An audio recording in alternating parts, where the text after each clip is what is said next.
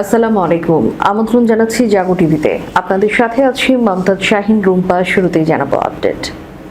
মার্কিন ঘাঁটি খালি করে পালালো যুক্তরাষ্ট্র, মিলল স্যাটেলাইট প্রমাণ।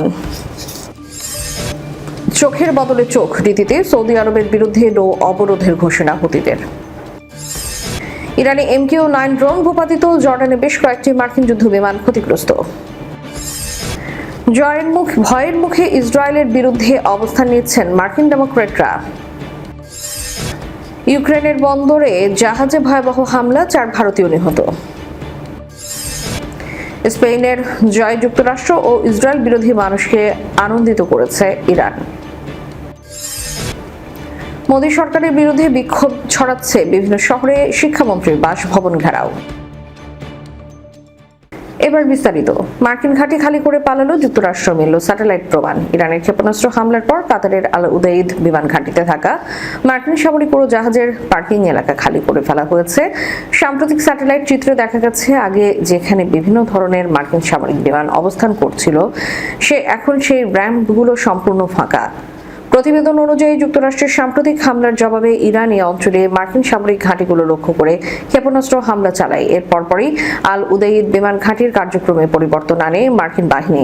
সর্বশেষ স্যাটেলাইট ছবিতে দেখা যায় আগে যেখানে KC-135, KC-46 আকাশে জ্বালানি সরবরাহকারী বিমান, C-17 সামরিক পরিবহন বিমান এবং E-3 AWAS নজরদারি বিমান রাখা ছিল, সেই পার্কিং র্যাম্পগুলো এখন খালি।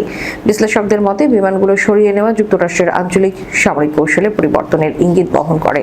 এতে ভবিষ্যৎ হামলার ঝুঁকি কিছুটা কমলেও সামরিক অভিযানের পরিচালনায় নতুন চ্যালেঞ্জ তৈরি হতে পারে।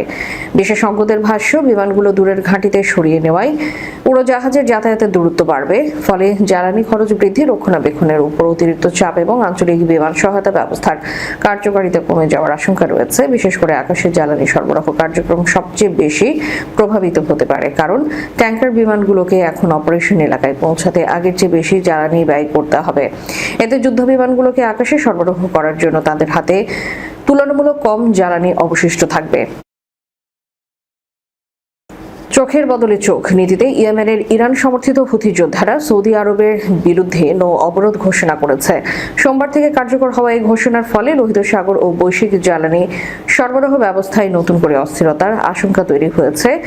এই বিবৃতিতে গোষ্ঠীটি জানায়, চোখের বদলে চোখ নীতির ভিত্তিতে সৌদি আরবের বিরুদ্ধে তাৎক্ষণিকভাবে নৌ অবরোধ কার্যকর করা হচ্ছে। তাদের দাবি, ইয়েমেনের উপর সৌদি আরব যে অন্যায় ও নিপীড়নমূলক অপরাধ আরোপ করেছে তার জবাব হিসেবেই এই পদক্ষেপ নেওয়া হয়েছে।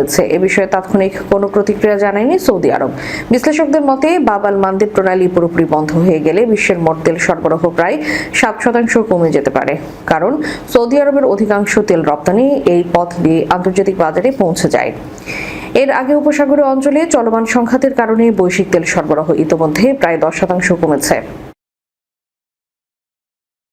ইরানে MQ-9 ড্রোন ভূপাতিত, জর্ডানে বেশ কয়েকটি মার্কিন যুদ্ধ বিমান ক্ষতিগ্রস্ত। মধ্যপ্রাচ্যে উত্তেজনা এখন নিয়ন্ত্রণের বাইরে। ইরাকে এক মার্কিন সেনা নিহতের ঘটনার জের ধরে টানা নবম রাতের মতো ইরানে ভয়াবহ বিমান ও ক্ষেপণাস্ত্র হামলা চালিয়েছে মার্কিন সামরিক বাহিনী। মার্কিন সেন্ট্রাল কমান্ড নিশ্চিত করেছে যে সোমবার গ্রিনিচ মান সময় ভোর 2টায় তারা এই নবম দফার হামলা সম্পন্ন করেছে। সেন্টকমের পক্ষ থেকে জানানো হয়, হরমুজ প্রণালীতে বাণিজ্যিক জাহাজের উপর ইরানের হামলা চালানোর সক্ষমতা গুড়িয়ে দিতেই এই অভিযান। মার্কিন হামলায় ইরানের সামরিক কমান্ড সেন্টার, বিমান প্রতিরক্ষা ব্যবস্থা, উপকূলীয় নজরদারি চৌকি, ক্ষেপণাস্ত্র ও ড্রোন উৎক্ষেপণ কেন্দ্র এবং যোগাযোগ নেটওয়ার্কে লক্ষ্যবস্তু করা হয়েছে। এদিকে ইরানের পক্ষ থেকেও পাল্টা আঘাত ও হুঁশিয়ারি এসেছে। ইরানের ইসলামিক রেভলিউশনারি গার্ড কর্পস জানিয়েছে, রবিবার রাতে কৌশলগতভাবে গুরুত্বপূর্ণ হরমুজ প্রণালীতে 2টি তেলবাহী ট্যাঙ্কারে বিস্ফোরণ ঘটেছে। IRGC স্পষ্ট জানিয়ে দিয়েছে, অঞ্চলে মার্কিন সামরিক তৎপরতা বন্ধ না হওয়া পর্যন্ত এই নৌপথে কোনো তেল, গ্যাস বা রাসায়নিক সার পরিবহনের জন্য নিরাপদ থাকবে না। একই সাথে পশ্চিম ইরানের কেরমানশাহ প্রদেশে যুক্তরাষ্ট্রের একটি অত্যাধুনিক MQ-9 ড্রোন গুলি করে ভূপাতিত করার দাবি করেছে ইরানি বাহিনী। পাল্টা জবাবে জর্ডানে থাকা মার্কিন সামরিক ঘাঁটিতেও ব্যালিস্টিক ক্ষেপণাস্ত্র হামলা চালিয়েছে ইরান।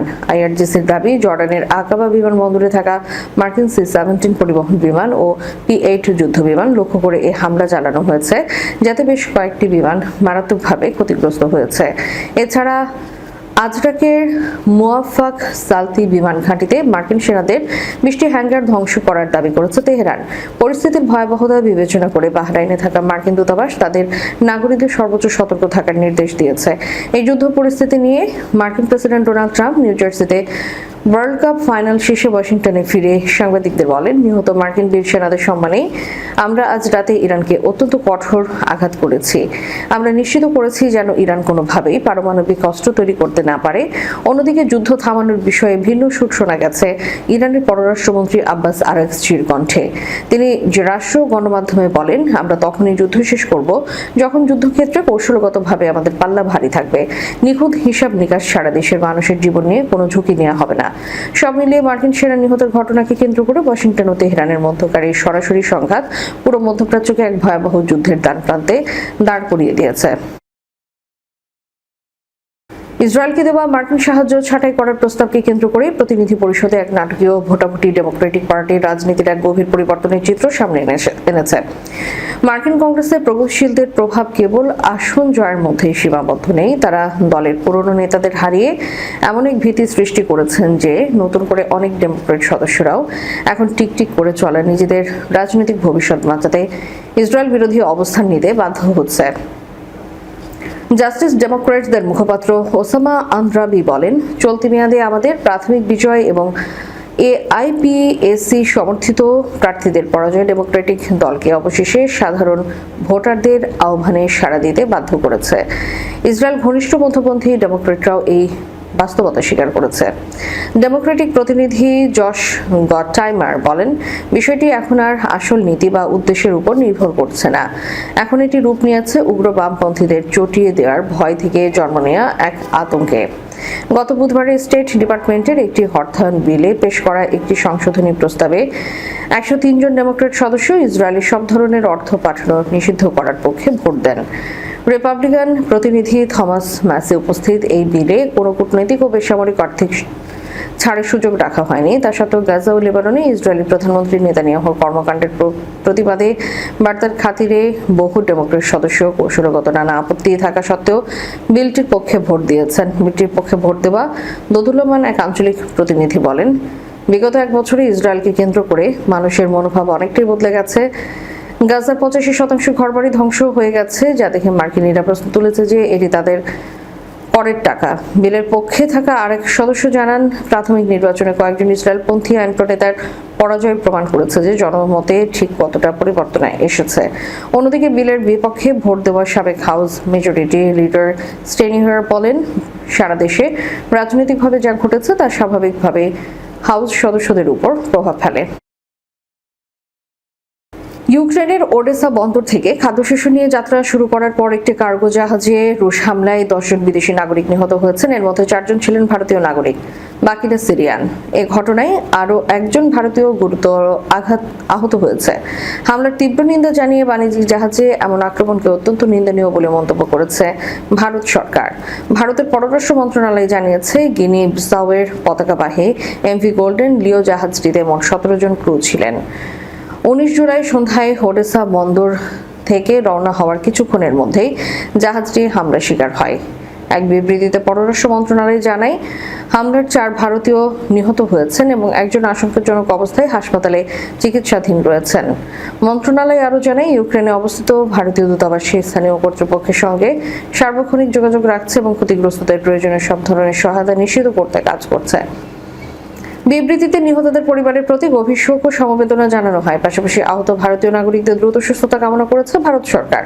তবে হামলার জন্য কারা দায়ী বা কিভাবে এই ঘটনা ঘটেছে সে বিষয়ে তাৎক্ষণিকভাবে বিস্তারিত কোনো তথ্য প্রকাশ করা হয়নি, জানিয়েছে সংশ্লিষ্ট কর্তৃপক্ষ। সূত্র সিবিসি ইন্ডিয়া টুডে। 2026 ফুটবল বিশ্বকাপের ফাইনালে আর্জেন্টিনাকে হারিয়ে দ্বিতীয়বারের মতো শিরোপা জিতেছে স্পেন। স্পেনের এই জয়ে দেশটিকে আনুষ্ঠানিক অভিনন্দন জানিয়েছে ইরান।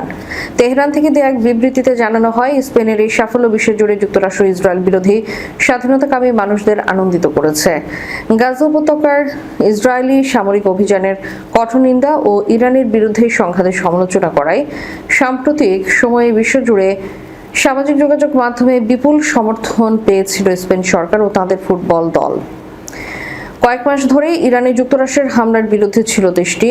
আরেকদিকে আর্জেন্টিনার প্রেসিডেন্ট হ্যাভিয়ার মিলেই প্রকাশ্যে ইসরায়েলের নীতিগুলোকে সমর্থন করে।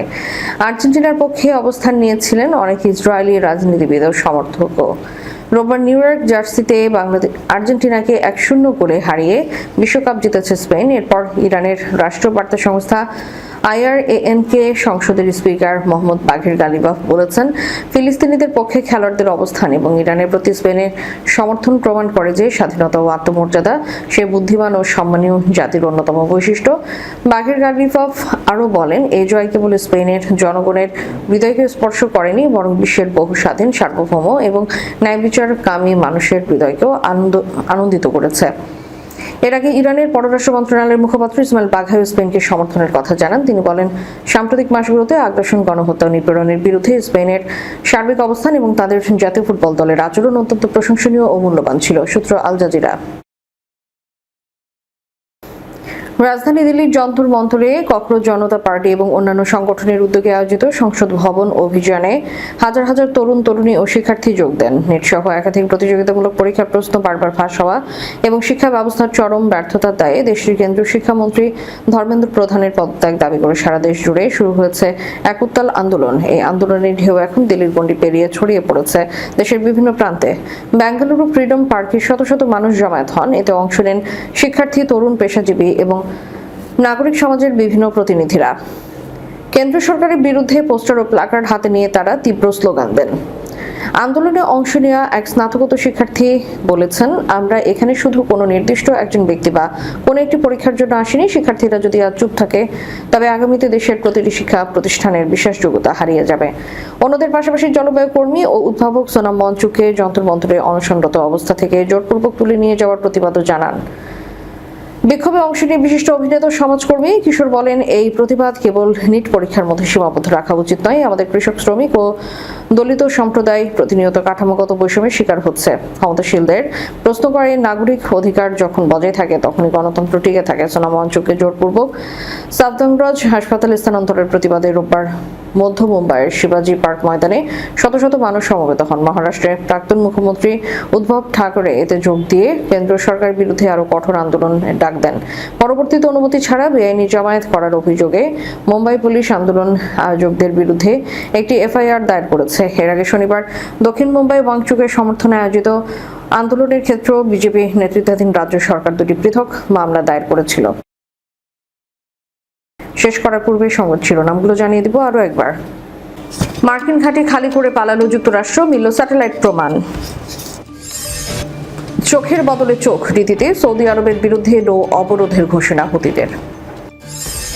ইরানে MQ-9 ড্রোন ভূপাতিত, জর্ডানে বেশ কয়েকটি মার্কিন যুদ্ধ বিমান ক্ষতিগ্রস্ত।